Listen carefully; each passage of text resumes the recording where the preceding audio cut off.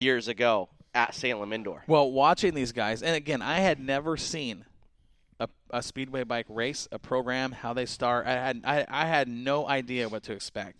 So there were no GRTs or no guy's Swartz, on a motorcycle. no rockets. I had no idea, and all I know is I got a piece of paper And a bunch of Harleys. and I've got the driver's name, the city, and the bike he's on. By the end of the program, because you'll have 200 bikes there, but you'll have like 27 main events. Yeah, because only 4 or 5 will start at the time. Well, but you'll Except have for the mains. different classes that are this and restricted and beginner, but it's just, and you'll see one guy run like 9 main events it's crazy. I left there that night with absolutely no voice and a fan of speedway bike racing. I mean, these guys, to watch what these guys were doing, there was 4 drivers, and I can tell you that it was, Sammy Halbert, Brad Baker, and the other guy's a world champion right now. The 3 of these guys were, kind of the lead group, and then there was 2 guys behind them that were slicing and dicing. But these 3 drivers were 3 wide. 3 riders were 3 wide, bumping and banging like they were in stock cars, putting a wheel on each other, and how they save these bikes and how they don't go down is absolutely beyond me. You want to talk about talent? These guys are, truly are the best of the best. Phenomenal. So, did you go ahead? I left there in awe, going, what did I had no idea I'm watching 3 world champions. I didn't know that. That's like going to a race you've never seen a late model race, and you show up and it's Moyer and Bloomquist and throw another one out there, Jimmy Owens. Yeah. And you have no idea who they are, and you're watching some incredible racing, and you're an immediate fan. That's the only motorcycle racing I like. I don't like motocross, but these guys on the dirt ovals and how they race, it's spectacular. If you haven't been up there to see it, get up there to Salem Speedway and check it out.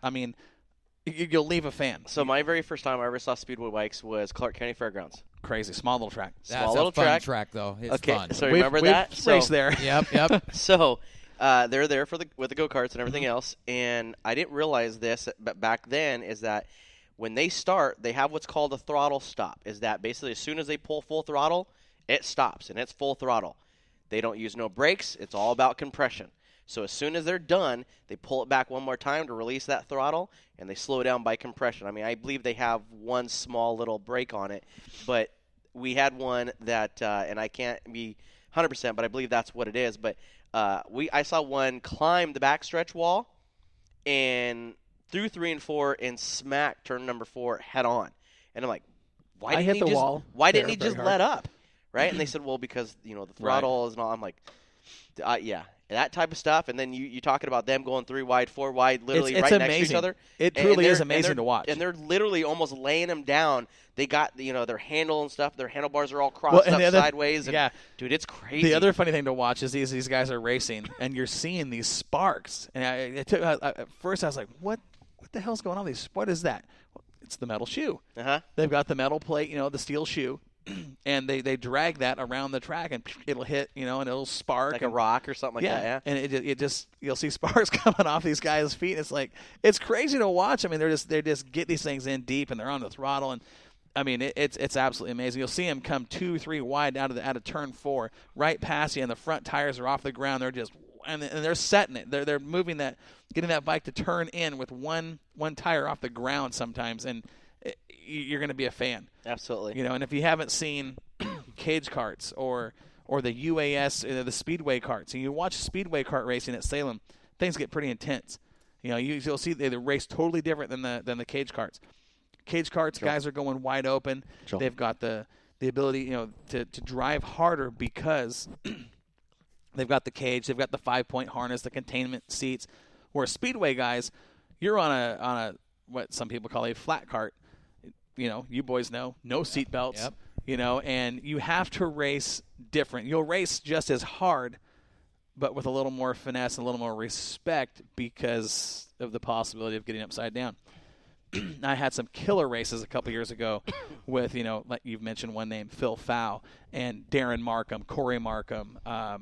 Darren Brown and we tangled a couple times, and and there's sometimes things get a little aggressive out there, and and Darren and I, and again, Darren and I, we'll sit down and talk racing anytime, but we had us a discussion after one of those main events, and and it's just it might be go-karts, but it's racing. Yeah, it is. It's hardcore, but I am looking forward to get back indoors. You talk about Jeremy Brown, Darren Brown. Jeremy Brown's son will be racing. I believe has a full schedule in a kart this year, and we'll be down there this week too. I think he's flying under the Track Magic FAL banner. I believe so. I believe he'll be running his dad's kart this year. Mm-hmm. From my understanding, that's kind of what I heard too. But he asked me today. I saw him today. If I was going down this week, and I said I had, we had the banquet. I'd love to, but the banquet comes first, and then of course every weekend after that we'll be down there. It's just in preparation of trying to get our karts and stuff ready. To go out to have fun. Mm-hmm. We got some big races coming up. It's nice to be able to, get back in the atmosphere. One, I want to make sure I want to see what the track does. I want to see kind of how the, Well, that surface at Salem Speedway is phenomenal. The track prep is second to none. I don't know what they use in that service, and they actually sweep it. They've got a sweeper that sweeps it. It's crazy, but it is a great racetrack. It is absolutely, as far as karts go, you're not going to find a better racetrack. It's the best racetrack around, and I can't wait to get back on it. But right, those guys do a good job up there with it. Looking forward to getting up there and Jason taking on that facility now on his own. Huge step. He started out as our pit exit guy, our pit exit official there at Banks. He's got a lot of racing knowledge. He's got a lot on his plate. Yeah, he does. Yeah. I mean, he's already come up to a couple controversies already via Facebook and via a couple other things, whatever. But he is sticking to his guns. Rules are rules, and that's just the way it is. You can't. There's nothing you can do about it anyway. Well, no, but I mean, he's sticking to the rules. He's not going to be one of these guys go, okay, well, yeah, this week it can do it, and next week, we can't, and at least he's sticking to his guns, and that's good. As a promoter, as a track person, he has to be able to have that backbone to be able to do that. Right. Talking about Salem Speedway, have you ever had a chance to see the dwarf cars there? I actually raced a dwarf car there. That is, man. That is a ton of fun. Those things on that track, you wouldn't think those little cars, I mean, they're not tiny cars. They're small, but you wouldn't think by looking at them and looking at that track that they'd get going as fast as they do. Get going pretty good enough to get your attention. Warren, have you had a chance to see the dwarfs up there at Salem? No, I haven't. But wait till you see this. It is absolutely, it's great racing. Yeah, it is. And you can go 2, possibly 3 wide through the turns. Well, we've seen them. We've seen Brian Smith and Danny Altum and those guys do that, and you wonder, how's this going to work out, But they do it, and it is, well, and I love watching the dwarf cars at Salem Speedway. It's a neat deal. Well, it's kind of cool and stuff, to be able to have the program being offered to me for this year. I've had a lot of people, again, message me, welcome me in open arms. I had them when I came down and did that race at Sunset, in that guy's car that hadn't seen the track in 3 years. Made the A main, held my own. Again, I'm not out there to destroy someone's car. So I think we did pretty good. It was basically more or less a shakedown session than anything. He's got a good car. He's got a couple things to change, but with that, it'll be a top 10 car. And that's that's realistically if it was pushed that far, it could have been there. Again, it was more or less a shakedown deal. But yeah, I've had a lot of open arms, a lot of people saying, we're ready to go. What I like about the karting community. Exactly. There's a lot of open arms. First time you're going to be able to see the dwarfs out there, along with your open cage karts, your micros, your midgets, your mini stocks, and your Pro 4s. That will be the 26th of November, 11 p.m. Now, are you going to be in that show? I think That's like a month from today. We might. I know that they're in the process of putting a new motor in. My seat's already in the car. Okay. They've had to do a couple modifications because I have a full containment seat. I just feel more comfortable that way. It's just, to me, my life is. And I don't blame you one bit. I'd run a full containment seat any chance you get in a race car like that. Any open wheel car. Period. Any open wheel car, full containment seat is a must. Yeah. Real quick though, as I'm doing the research here, want to make sure all the racers know transponders are required there. Absolutely. As well as receivers. Now, does that count all classes? All or that classes, all classes, including the flat track bikes. Really? No, flat track bikes do not have to have receivers.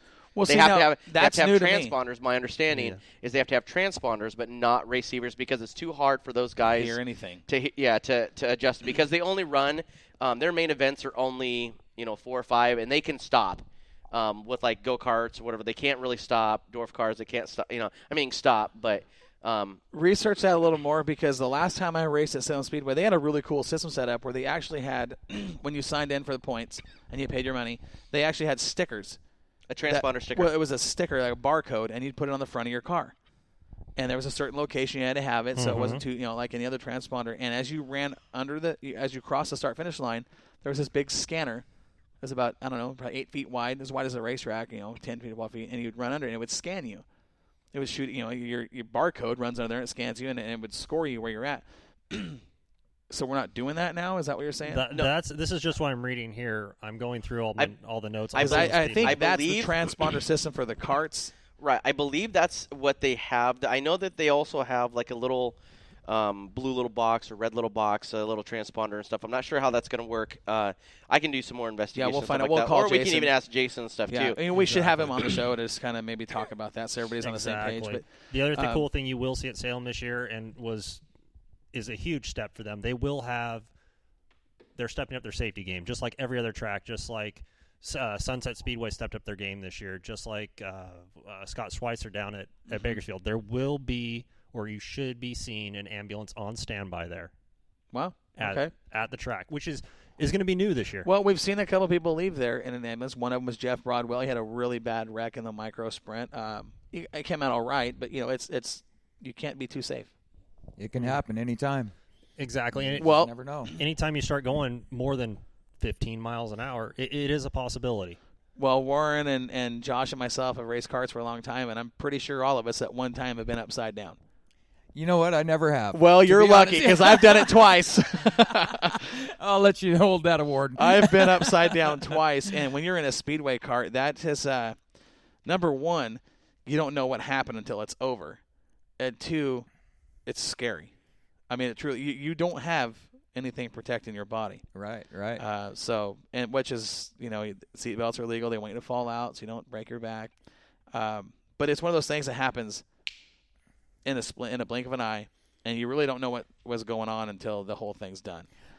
I was going wide open at Lebanon Outdoor one year there in the infield, and another guy tapped me from the side. I was going wide open into turn 3, and he pretty much nailed me, and it flipped me up in the air, and I was going backwards full speed. When I came back down, it was like, do I hit the brakes? But I didn't go over on my top. Knock on wood. Well, and when we were racing that track, back in the day, that track had really, really long straightaways. Oh man, the corners, weren't tight, but they weren't, they weren't hairpins, but right, they were fairly tight for the length of the straightaways. You built up some speed. Yeah, you did. Yeah.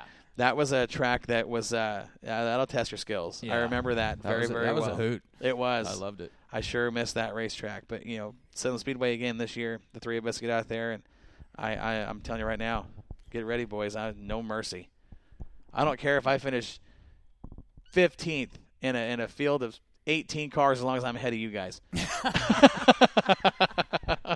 Well, good luck. That's my goal right there. That is I don't care who wins the race as long as I'm ahead of you guys, all right? Exactly. I thought we were a team. We're going to be a team. Yeah. After you finish in front. Right. Right. That's kind of my goal. So, it's going to be a fun deal. I'm looking forward to getting out there banging doors with you guys. So Josh is over here working on something. He's always got something going on. Exactly. Well, and I'm just looking here. Big shout out to Schofield's Carts and Parts, O'Hagan Carts and Supplies, and Oregon Outlaw Speed Shop. Those are the three main kart sponsors this year up at Salem Indoor Speedway. Yeah.